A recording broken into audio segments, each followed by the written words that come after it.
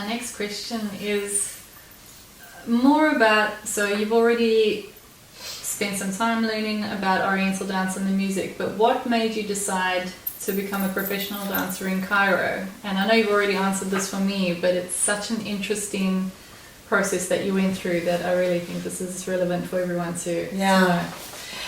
You know, everything happened really quickly, and I don't think I've ever made the decision I will be a professional Oriental dancer to start with. So there was never a point when I decided this is what I'm going to do for work. Yes. It happened that as I started going to Egypt to study and coming back to Portugal, people asked me to share what I was learning in Egypt. And gradually I was dragged into it. You know, when I realized most of my time was spent dancing, teaching, researching, studying, it was not really a decision. At the time I was on television, so I am educated as an actress, so I was filming in television, working as an actress, and everything was indicating that that would be my path. So when I realized that I was being dragged into it on a professional level, I guess it was too late to go back. Yes.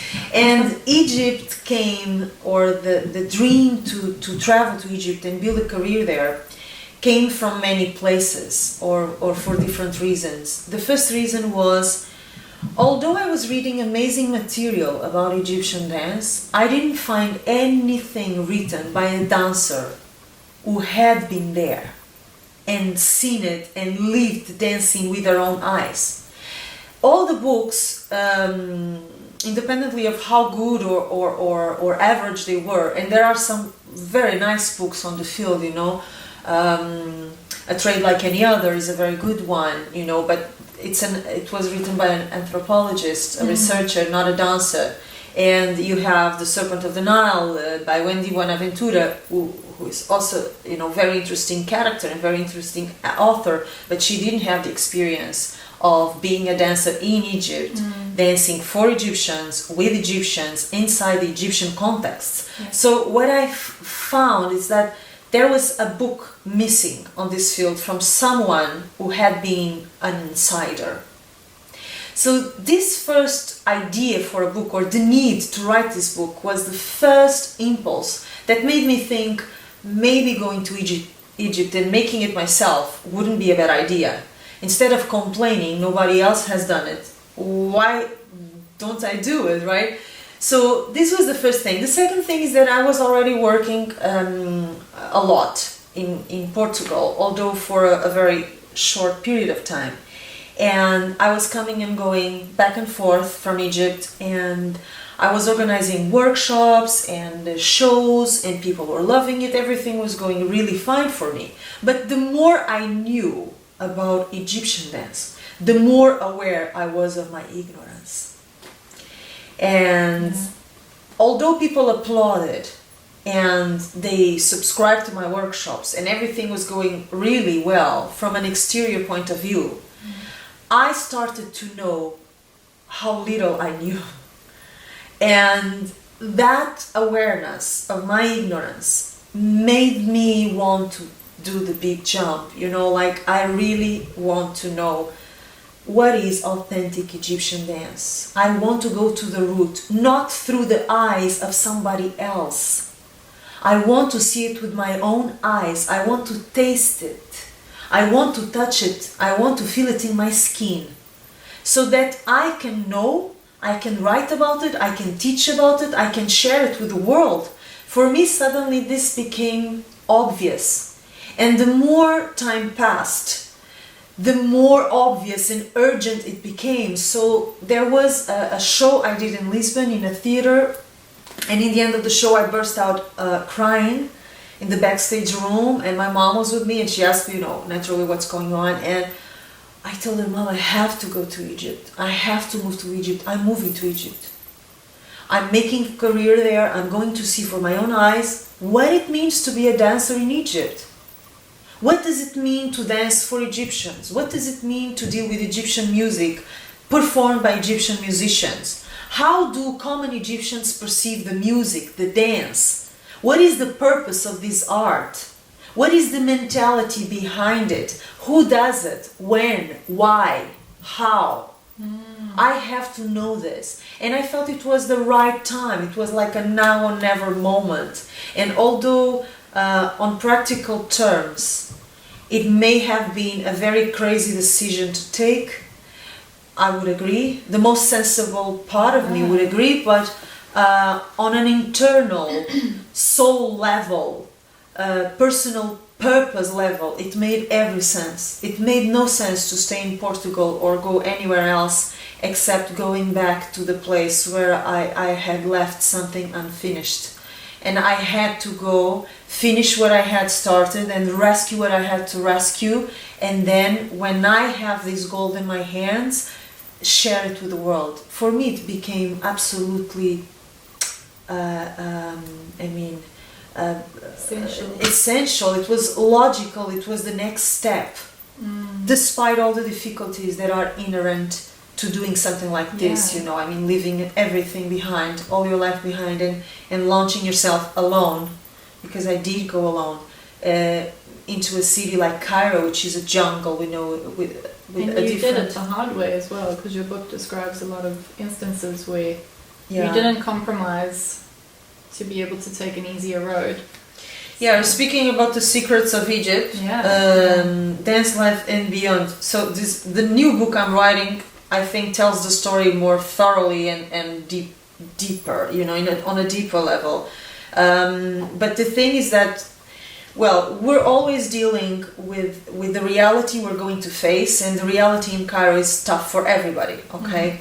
So it was not only tough for me. Anybody who dares to go will face certain challenges. The point is, how much of you are you willing to adapt or sacrifice in order to survive and to thrive? Yes. And when you arrive to Egypt, of course, you have the first difficulties, which are the culture, language. I didn't speak Arabic at the time. Where am I going to live? How am I going to get work? Very practical difficulties. But then once you get into it, you face many of the challenges that you never thought about, you never imagined. Okay, and the market of Egyptian dance is highly corrupted, highly prostituted market, and very small and highly competitive. A lot of people trying to get into it. So you can imagine it's not an easy field to be in, especially if you have your values very fixed, and if you have very clear the things that you're not willing to let go of. So principles like honesty, my own dignity, self-respect. I was not willing to sacrifice that for my dream. So that made it so much harder. I also didn't want a man who was not more competent than me working as a manager, for instance, which is something that every dancer that I know has by instance. No, it's like I don't remember any dancer in Egypt who doesn't have an agent, a manager, an agent, impresario. They call it impresario there, which is a man who takes care of you in the sense almost like a father, and he gets you a contract for work, he takes care of your legal papers, he gets you the orchestra, he rehearses the orchestra, he makes the bridge between the dancer and the external world. So she doesn't have to deal with a lot of things that go around, and she doesn't have to worry about getting the people to work with, dealing with clients, dealing with musicians, dealing with the owners of the places who are not always nice. The thing is, these men are usually not very nice men. They're not very honest. They're often combining their work with marriage proposals, very cheesy, very corny ones, and I didn't want to marry anyone for work. I wanted, to have my freedom and do things my way. I wanted to choose my own musicians. I wanted to have the freedom to decide what I'm going to do in my shows, how, when, with whom. So in exchange for this freedom and total control of my work, what happens is that you have the headaches that someone with a manager usually doesn't have. because you expose yourself to all sorts of things. You know, problems with musicians, I had to fix them. Problems with the people who hired me, I had to fix them. Harassment, you know, sexual harassment, proposals, you know, because you get prostitution proposals constantly as a dancer, especially if you're successful. So people know you, they know your name, they search for you. So there's a lot of hard things going on all the time. And if you don't have this man between you and those things, you have to deal with you it. have to deal. There's no one else to answer to these problems. So it becomes quite exhausting in the sense that you're supposed to be dancing and be, you know, the diva. But in reality, for me, the times when I was on stage were the times when I was resting. Wow. Which is not right, I think. Yeah, you know, but it's not the ideal situation, because you're supposed to go on stage and that's your work mode. That's your work. That's where you're supposed to put your energy. But I was so drained from dealing and managing everything that when I went on stage, I thought to myself, now I can relax a little bit. This is why I'm here. This is why I put up with it. Yeah, you know, I can enjoy and I can have a little peace of mind. Because while I'm on the stage, nobody bothers me. Nobody can touch me. Yeah. On stage, I'm just the dancer. I don't have to deal with any problem. I don't have to deal, you know, with harassment from anywhere. I don't have to deal with problems with other dancers, domestic problems from the musicians, you know, everything stays out. So it's like a temple. It's a sacred space where I could enjoy and actually relax. So everything else around felt like hard work. And once I went on stage, I was in heaven. But you did all of that, you dealt with it all yourself because of the objective of trying to get the inside into writing the book, to handling yourself, and also maintaining your freedom and dignity, of course. So.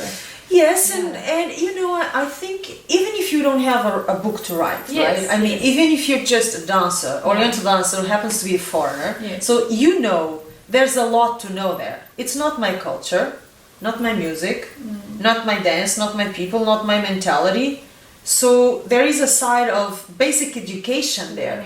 And also my character, because once I put myself in something, I go deep into it. I don't like superficiality in anything.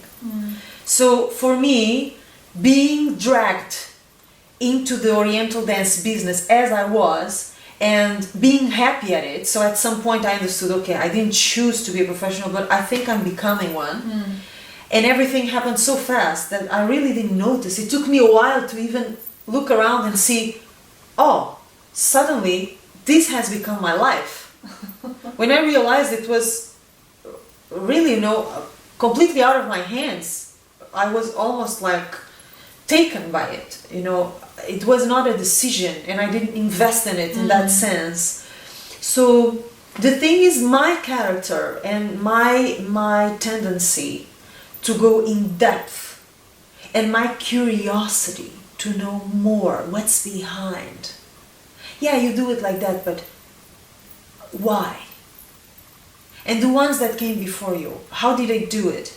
And why do you do that way, this way, that way, in this time? I am obsessively curious.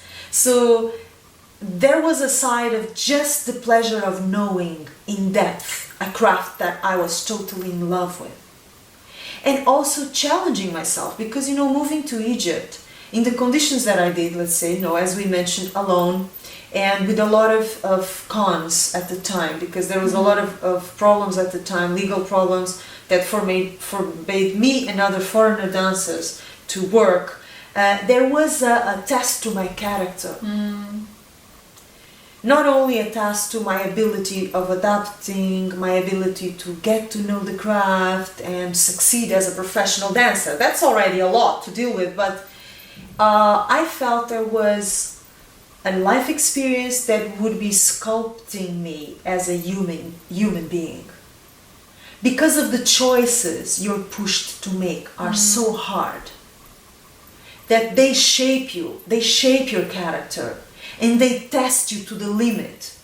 You're put against a wall and you're tested in so many ways that you really see the material you're made of.